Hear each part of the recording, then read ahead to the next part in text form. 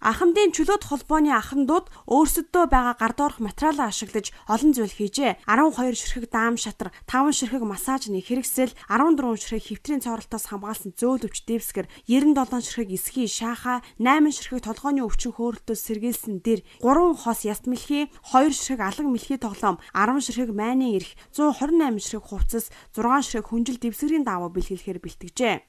Ахмадууд маргааш Батсүмбрийн асрамжийн газар тугаа ахмадуудаа эдгээр зүйлээ гардуулах юм байна.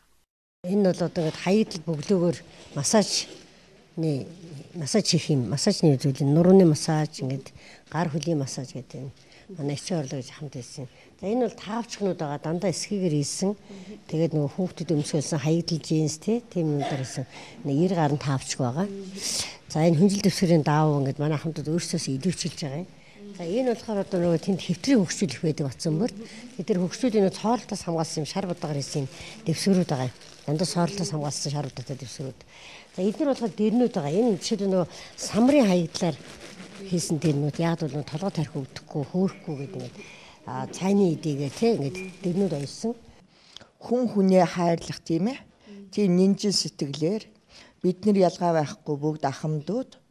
Тийм учраас ахмадууд бид нар тэр асрамжинд байгаа ахмадуудаа сэтгэлийнхаа дэм өгч нэг өдөрч гэсэн нэг юундээ хуваалцъя гэсэн сэтгэлээр бол энийг бид нар бол нэлээд эртнээс бодсон. Нэхгүй ч гэсэн тангараг нэг үзээгүй шигсэн үндэсгтэй Батсүмбрийнхаа ахмадын чөлөөт холбоо хамт олон энэ өвчөөхөн зүйлгээ бэлэг бодгож өгч байна хэдээс.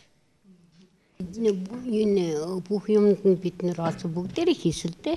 Энэ тэр гихгүйгээр энэ байгаа бүх улсууд хийсэн. Тэгээ бид нар бүгдээрээ сэтгэл гаргаж ингээд хийсэн.